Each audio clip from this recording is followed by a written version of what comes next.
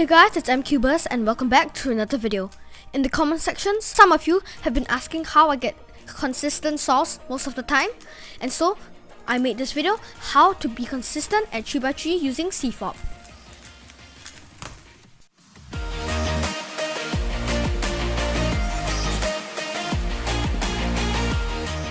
Number 1. Being able to solve the cross in 8 moves or less. Every cross case can be solved in 8 moves or less. If you are just getting started out with an advanced method like CFOP and you use about like 10 to 20 moves to make the cross, it might seem impossible that you can always solve the cross in 8 moves or less. But here are some of the tips to help you solve your cross case in 8 moves and less consistently. So, one of the most important things that you need to know about solving cross is relativity. So, once you finish solving cross, when you finish solving a certain cross piece, you don't necessarily have to pair it up with the center. You can just leave it like this, as you can later just do a D prime move to just solve it, like that. So now look at what you have. So you have white, green, yellow, white, green, yellow. So you look for yellow and you insert yellow into here. And what comes after yellow is blue. So you insert blue into here like this. And then you can do a D prime move and that will solve the whole cross. So you don't necessarily have to solve the cross one piece at a time. Secondly, make sure that you solve the cross on the bottom. Because if you solve the cross on the bottom, you'll be able to see the cross pieces much more easily like this.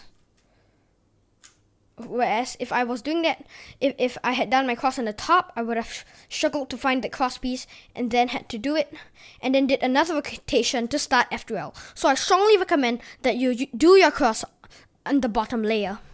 Another fundamental concept into getting your cross faster is inserting a cross piece while inserting another cross piece. This might seem complicated, but basically here's how it goes. So what you do is that you just solve any cross piece. Let's solve this white red one right here, and while I'm inserting the white red one, I can insert the blue red one. So this is the concept of inserting multiple cross pieces at a time. So let's make another example for you. So let's say for this example right here, I have this green cross. So what I can do is insert green and yellow at the same time. Doing this helps to make your cross faster and also reduces your move count. So these are the tips that I have for a more consistent cross. Number 2. F2L exception cases. During F2L, when you receive a case like this, when both of the corner and the edge pieces are connected but they are not solved, what you might want to do is disconnect them and then pair them up and then insert them. This is very long. So there are 4 exception cases in F2L that can be extremely difficult to do, but once you learn how to do them, they become very easy. This is the first case, which is the case that I showed just now. This is when the white sticker is facing on top and the two colors on the side are not similar. So what you do is that you put the corner over an empty slot like this. You move the empty slot to the top, do a U2 and bring it back down. Doing this pairs them up so you can insert it easily. The next case we have is when the white is on the side and the top colors are different. So what you do is that you move the corner into the same layer as an empty slot at the back. You move the corner down, move the edge away from the corner and bring the corner back up. Doing this pairs them up so that you can insert them. This is the next case, when the corners on the side and the top colors are similar. So what you do for this case is that you put it over an empty slot and then you hide the edge into the back, move the corner away and bring the edge back down. Doing this pairs them up so that you can insert them. Now, this is the last case and this is the longest of all the cases. So what you do is that you insert the corner into an empty slot, move the edge over here, and then take the corner while pairing it with the edge like this. And also, if you don't think that you can get used to that, you can also take it out like this. And then you can just insert them. Number 3. Two-look OLL. Two-look OLL is when you can solve OLL with only two algorithms like this. So first you solve the edges, and then you look at the corner orientation and then solve the corners. So this is called two-look OLL, as I mentioned, and this is extremely good for being consistent in 3x3. For example, if you use beginner OLL, for this case, you have to do two algorithms to solve it, and then do another two algorithms to solve the corners. This is a total of 4 algorithms, and this is already one of the better cases for the beginner OLL.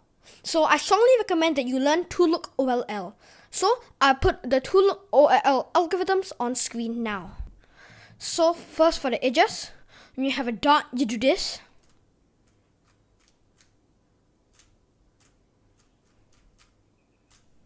And then if you have a L shape, you do this. And then if you have a bar or a line, do this. So now you've solved all the edges. Now, next up is the corners. For this case,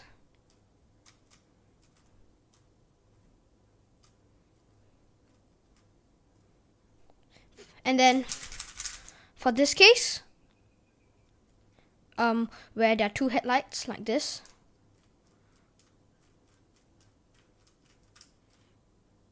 and then for this case, where it's like capital letter T and these two are facing opposite directions, you do it like this.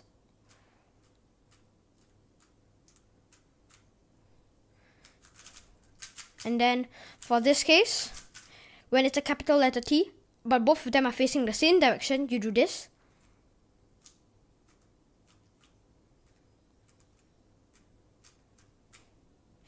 And then for this case, where you have a cross and there are two pieces that are oriented at diagonal, you put this piece in the front and you do this.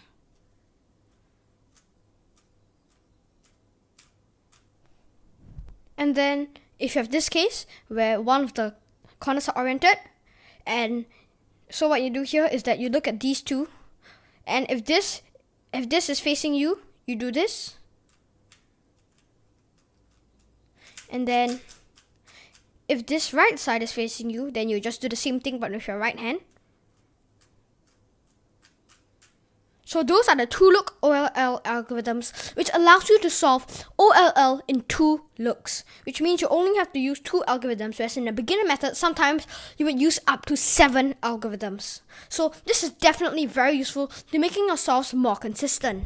There's also F2L look ahead, but I think I'll leave that topic for another video. So this concludes my video, how you can be more consistent using 3x3 CFOP. If you did enjoy it or found it useful, please leave a like. And if you're new to this channel, please consider joining the QBiz gang and hitting that subscribe button. Thanks for watching, and I'll see you next time.